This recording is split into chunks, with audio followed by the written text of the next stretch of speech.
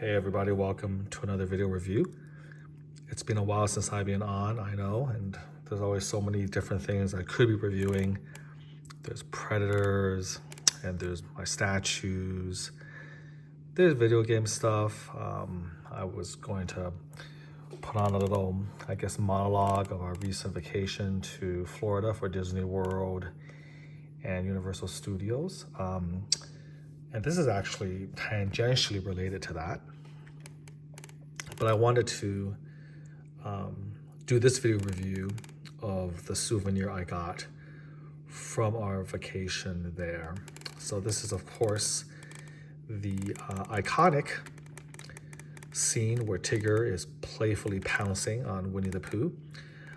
This was from the actual movie, but they also have this in the Winnie the Pooh ride at both Disney World and Magic Kingdom.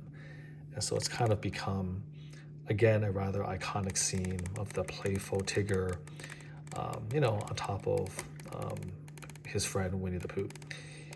And the backstory on this is that, when I went to Disney World Magic Kingdom for the first time in Florida all the way back in 1996/97, that was sort of a time where there was really amazing souvenirs and collectibles for all different collectors.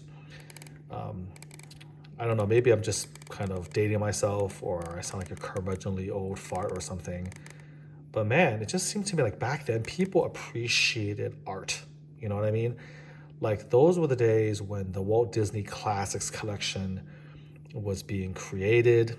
Roy Disney obviously had a passion for statues. He wanted to take some of the most iconic, amazing, scenes from the animated pictures and turn them into statue form. He used fine art porcelain. It was produced in Thailand. These are now, in retrospect, some of the amazing works of art that's been done. Back then, there was enough interest in collecting Disney that they had Disneyana conventions where it would basically, people would just congregate to celebrate, Disney art, whether it's animation set like hand animated cells or paintings, statues. They would, have relationships with fine art studios in Italy, Giuseppe Armani, Lorenz, the Capo Monte style, and all of these were licensed, and just amazing works of art were being made. There were multiple galleries. People were spending thousands, tens of thousands on the art as investments to pass down to their children. This was, in my mind, kind of almost a golden age of high quality collectibles, And over the next, 25 to 30 years, all of that just kind of slowly died away. There was a crash with the sales. Walt Disney Classics collection, shut down. And now, if you go to the Disney parks, they just sell basically very, very kind of lowest common denominator, kind of just plastic, in my opinion, just kind of not very high standard stuff. They're fine for average tourists. There's pins, there's keychains, there's, occasional, very, very gaudy, type of, statues, maybe big figures, your normal kind of, collection of clothes and caps, but just stuff seems to be a lot cheaper, and it's a struggle to find really, really, I think, really good collectibles like it existed in the late 90s, early 2000s, let's just say, okay? Now, one area where you could still look for great collectibles, maybe high quality, is the crystal stores in the Disney parks and at Downtown Disney or Disney Springs. And those have always been around. Swarovski makes some incredibly expensive and high-end things. But there, it's like, it's the other extreme, right? How many people, well, I know the answer to that, but as a rhetorical question, nobody is dropping $295,000 on a custom-made to order Cinderella's castle studded with tens of thousands of Swarovski crystal. How many times are you going to drop 5,000, 6,000 on a Cinderella's, slipper, right? Or the Cinderella's, not the slipper, the Cinderella's, her crystal slipper, I guess, which I own, or the Beauty and the Beast rose. So Swarovski, very, very high quality and pricey, but are they really collectible? In the sense of the porcelain collection, are they numbered? And a lot of times, I would say that it's confusing. Okay, so it's a very different type of collectible than porcelain statues, which is what I'm used to, or carousels or hand-painted backgrounds with actual cells from the movie. And so I own very, very few of these. But this kind of long-winded preamble is to set the stage for the fact that if you want to get something very, very high quality that's above the normal plastic junk that Disney pushes nowadays, the pickings are pretty small. Okay, and then when you do get there, they're often beyond you, because some of these pieces, we call them myriads. Okay, and they're myriads because it's what they call the pointage technique, where I'm going to go really close. You can actually see all the different crystals that are hand placed on the piece itself. It's extremely labor intensive, but I hope you can appreciate that as I begin to spin around, you can see the light just glitter off of them. And so this one is relatively small, as you can see, with my hand next to it. Some of the larger ones, again, the ultimate example would be the near $300,000 Cinderella's castle. But even like, say, a Tiana or Cinderella in full ballroom gown with a pointage, a myriad of them, you're looking at $35,000, $36,000. One of Beauty and the Beast, Belle and the Beast dancing, that just came out, looks gorgeous. If you want to check it up online, that's like $50,000. That's a car, and a really nice car too. And so you can't really, they're not really meant to be bought by 99% of the population.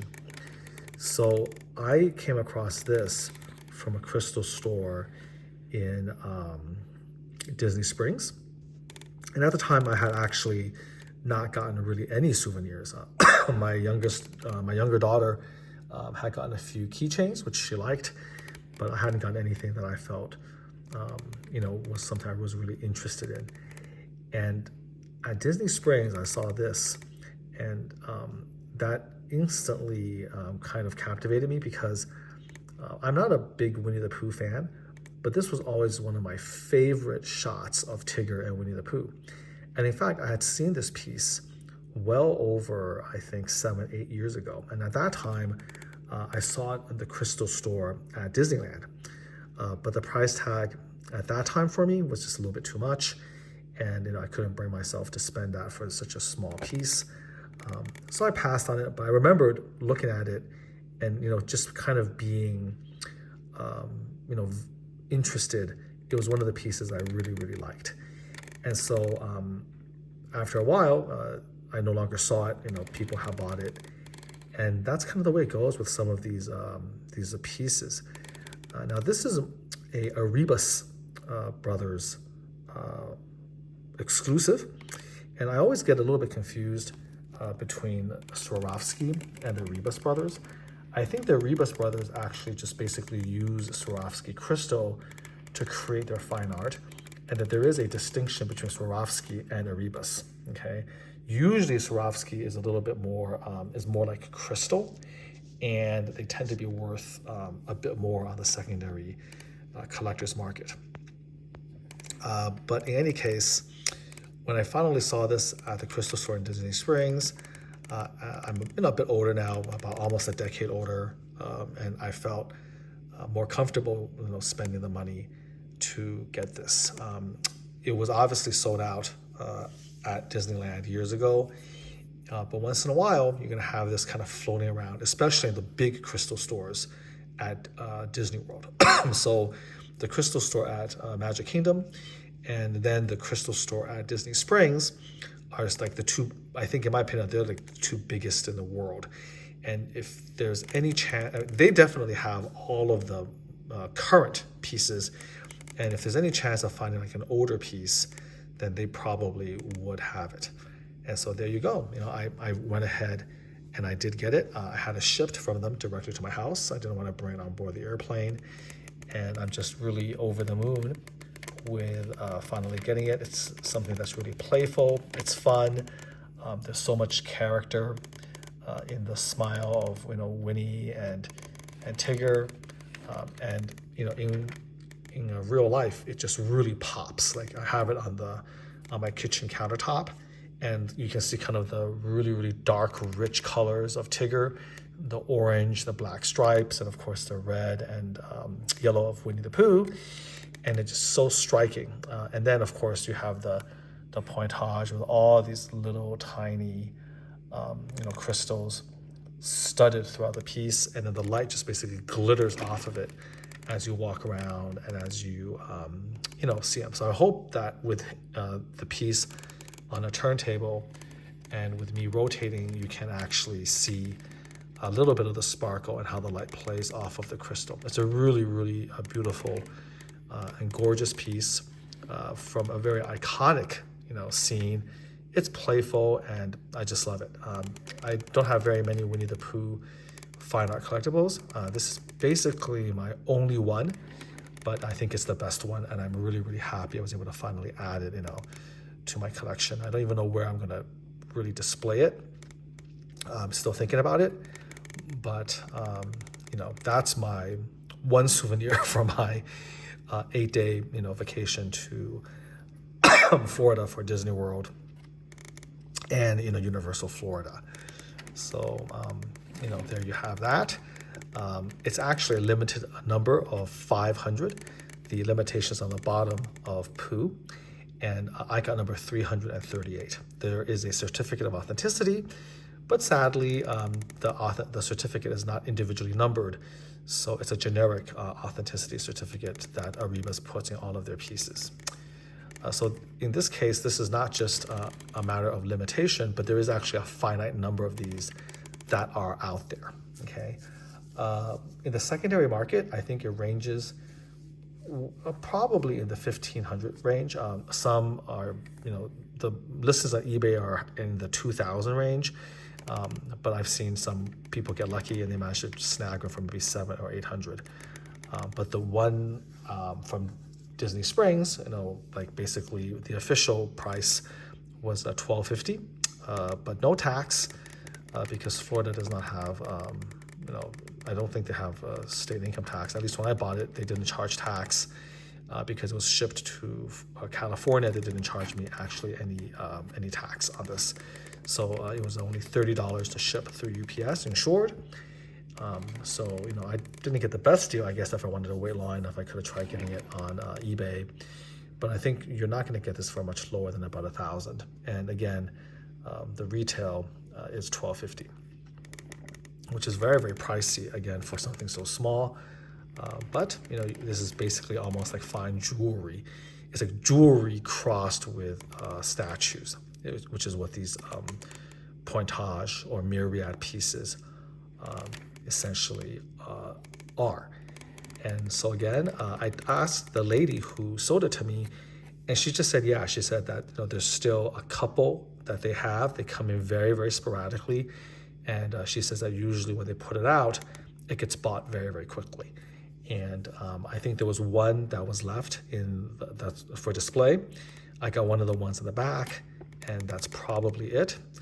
And so over, you know, a decade plus, most of these have found their way to their forever homes, and it's getting more and more difficult to procure. So there you go. Sometimes everything just sort of works out.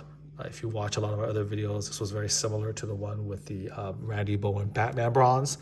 When I initially first saw it, it was completely beyond my reach. And then eventually I managed to get it. And it always kind of has this nostalgic feel for me because I remember, kind of how I felt when I was looking at this. This is a little bit lesser than the Batman Bronze, of course, but I still kind of remember how I felt when I first saw it, in the Crystal Store at Disneyland on display. I remember wanting it, but then regretfully passing, and then it disappeared. And I finally got an opportunity to get it again on my recent vacation. And I'm just really, really jazzed and happy that I was able to do so. So there you go. This is the myriad of Tigger pouncing on Winnie the Pooh from the Arribas brothers. And I hope you enjoyed this little tiny diversion from what I usually review.